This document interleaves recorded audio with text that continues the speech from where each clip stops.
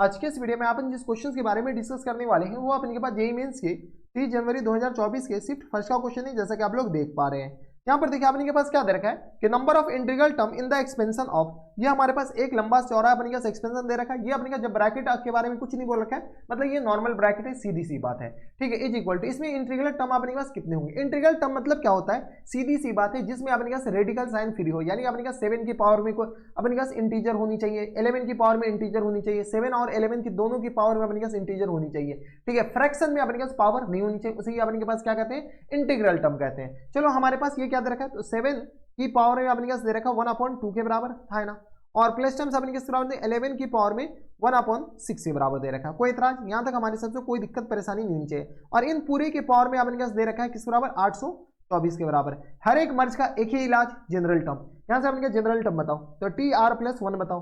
TR+1 किस तरह आ जाएंगे, तो NCR यानी आगे अपने पास 824 और C अपने किस तरह आ जाएंगे R के बराबर। और हम थोड़ा सा डायरेक्ट लिख रहे हैं, थोड़ा सा डायरेक्ट अपने किस तरह आ जाएंगे, फर्स्ट टर्म की पावर में N-R यानी आगे अपने पास 824 और माइनस टर्म्स अपने किस तरह आ जाएंगे R के बराबर N-R, और अपॉन में अपने पास 2 क्यों आएगा, क्योंकि अपने पास फर्स्ट टर्म की पावर में 1/2 है, तो इसको हम थोड़ा सा कैलकुलेशन कर दिए फटाफट, और ये आ गया 1/2 के बराबर है ना। तुम इसको ऐसे लिखते हैं ना, 7 की पावर में 1/2 और इन पूरी की पावर में 824 और माइनस टर्म्स R और बट्टा 2 के बराबर, बस ये सॉरी बट्टा 2 के बराबर इसके बराबर लिखते हैं ना, तो ये 2 अपने पास इसको मल्टीप्लाई करेंगे ना, तो ये अपने पास ये लिखा हुआ है, ठीक है। इतना कैलकुलेशन आनी चाहिए, अगर नहीं आता है तो फिर चुल्लू पर पानी में डूब मरो। और यहाँ से अपने पास सिमिलरली इसका अपने पास यूज करते हुए 11 की पावर R/6 के बराबर, कोई दिक्कत। ये हमारे पास क्या गया, जनरल टर्म आ गया। जनरल टर्म में अपने पास क्या करा है कि इसका अपने पास इंटीग्रल टर्म बताना है। एक चीज आपको थोड़ा बहुत आपको कैलकुलेशन वाइज ये ध्यान होनी चाहिए कि ये हमेशा अपने पास कौन से टर्म होते हैं, ये हमेशा एक होल नंबर देता है। क्या देता है अपने पास, होल नंबर, यानी इसका तो टेंशन लेना ही नहीं है दया, ये हमेशा एक होल नंबर देता है। एनसीआर कभी अपने पास ना फ्रैक्शन हो सकती है ना निगेटिव हो सकते हैं, ये हमेशा एक होल नंबर ही होगा, इस बात का ख्याल रखना है, ठीक है। ये आ गया अपने पास इसके बराबर, होल नंबर क्या नेचुरल नंबर ही होगा, इतना याद रखना, ठीक है। अब हमारे पास क्या कर रहा है कि ये इंटीजर अगर हो जाए और ये इंटीजर हो जाए तो हमारा काम बन जाएगा, ठीक है। और यहां से अपने पास आर के लिए थोड़ा बहुत कंडीशन है कि आर बिलोंग्स टू अपने पास होल नंबर होनी चाहिए, ठीक है। और आर अपने पास R less than equal to 824 होनी चाहिए, और हाँ है ना, और ग्रेटर देन इक्वल टू 0 होनी चाहिए, ठीक है। आर होल नंबर होनी चाहिए और ये दोनों टर्म एंड कंडीशन फुलफिल होनी चाहिए। चलो अगर अपने के पास इंटीग्रल टर्म अपने पास चाहिए, यानी ये भी अपने के पास इंटीजर होनी चाहिए, ये वाला पार्ट भी अपने पास इंटीजर होनी चाहिए, और ये वाला पार्ट भी अपने पास एक साथ इंटीजर होनी चाहिए। अगर कहीं पर आपको ऐसा बोला जाए, कैसा, हम पूरा एक्सप्लेन कर रहे हैं, ठीक है। अगर आपको ऐसा बोला जाए तो 7 स्क्वायर रूट ऑफ 7 और इंटू अपने पास 11, क्या ये अपने पास इंटीग्रल टर्म है या नहीं है ना, ये इंटीग्रल टर्म है क्या, ये अपने पास इरेशनल टर्म, और अपने पास क्या है 11, ये रेशनल टर्म है। Irrational term into rational term हमेशा अपने पास इरेशनल टर्म होता है अनटिल अनलेस ये दोनों सेम ना हो जाए, बराबर, ठीक है। यानी अपने पास हमें चाहिए 7 मल्टीप्लाई बाय 11 की पावर में 8, 7 की पावर में 2, ये अपने पास इंटीग्रल टर्म है। इसको अपने पास सीधी सी बात है, इस क्वेश्चन को एक और तरीके से पूछा जाता है, नंबर ऑफ इरेशनल टर्म बताओ, इंटीग्रल टर्म को बोला जाएगा नंबर ऑफ रेशनल टर्म बताओ। चलो यहां से अपने पास सॉल्व करो, यहां से अपने पास बताओ R/6 हमारे पास क्या होनी चाहिए, इंटीजर होनी चाहिए। R/6 को आनी चाहिए, इंटीजर होनी चाहिए। R/6 को इंटीजर होने के लिए अपने पास R क्या होना चाहिए, और बेसिस बात है कि R is the multiple of 6, R multiple of 6 अपने पास क्या हो सकता है, 0 हो सकता है।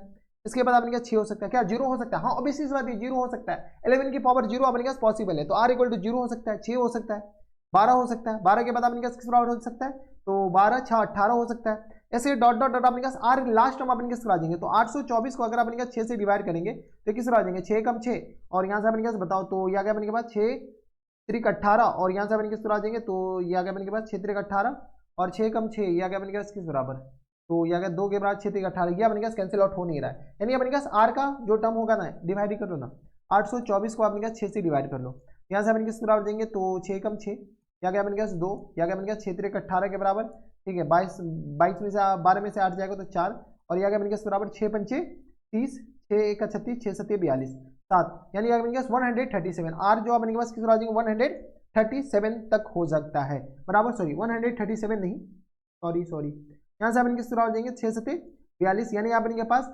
824 में से अपने पास क्या करो 2 माइनस कर लो, 824 में अगर 2 माइनस करो किस आ जाएंगे, तो 800 कितना आ जाएगा 22 के बराबर, यानी R हमारे पास जो लेंगे ना वो अपने पास किसके बीच लेंगे, ये पूरा अपने के पास R हो सकता है। अभी अभी अभी ये मोए मोए हो गया अभी, ठीक है। ये अगर अपने के पास ये पूरा चला जाता अभी, ठीक है। ये अगर अपने पास R इतना हो सकता है, बराबर। अब अपने पास क्या, ये R तो अपने पास कौन सा R आया, सिर्फ और सिर्फ 11 की पावर अपने पास ये इंटीग्रल होगा।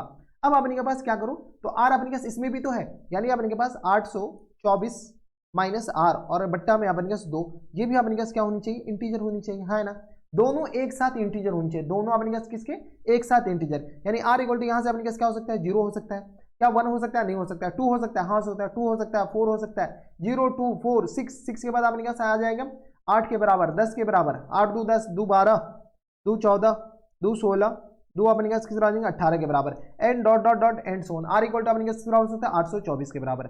अब अपने पास दोनों एक साथ इंटीजर होनी चाहिए, दोनों अपने पास एक साथ इंटीजर होनी चाहिए। अब देखो ये दोनों ये दोनों अपने के पास कहाँ एक साथ इंटीजर होनी चाहिए, जब ये दोनों एक साथ इंटीजर होनी चाहिए, क्या आर इक्वल टू 2 पे ये इंटीजर हो रहा है, कभी हो ही नहीं रहा है। जब अपने पास ये फ्रैक्शन अपने के पास फ्रैक्शन में ही रह जाएगा, आर इक्वल टू 2 पुट करेंगे, यानी हमारे पास सिर्फ और सिर्फ इतने नंबर पे अपने पास इंटीग्रल टर्म होगा। तो यहाँ से अपने पास अगर गौर से देखो 0 6 12 18 ये अपने पास एपी बन रहा है, एपी का फर्स्ट टर्म अपने पास 0 है और कॉमन डिफरेंस अपने किसके बराबर है, तो कॉमन डिफरेंस अपने पास 6 के बराबर है, यानी अपने पास एन किसके बराबर दे रखा है, एन दे रखा है 822 के बराबर। यहाँ से अपने पास सॉल्व कर लो, तो यहाँ से अपने पास एन 822 के बराबर, तो सॉल्व करोगे तो किस तरह हो जाएंगे, A plus D into N minus 1 into D के बराबर।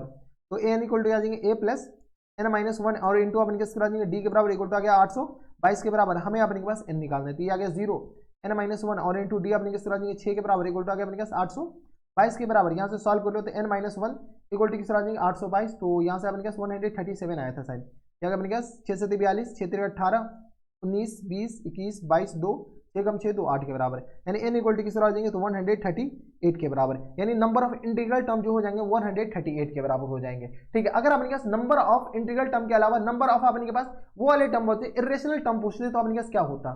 खैर अपने पास number of integral term 138 answer हो जाएंगे, इसमें कोई इतराज नहीं होनी चाहिए। अगर किसी को कोई दिक्कत परेशानी है तो आप नीचे कमेंट बॉक्स में बताइए, हम आपकी पूरी मदद करने की कोशिश करेंगे। अगर इसमें नंबर ऑफ इरेशनल टर्म पूछा जाता, नंबर ऑफ अपने पास इरेशनल टर्म पूछा जाता यानी अपने पास नॉन इंटीग्रल टर्म, तो आप नीचे कमेंट बॉक्स में बताइए कि कितने टर्म होते।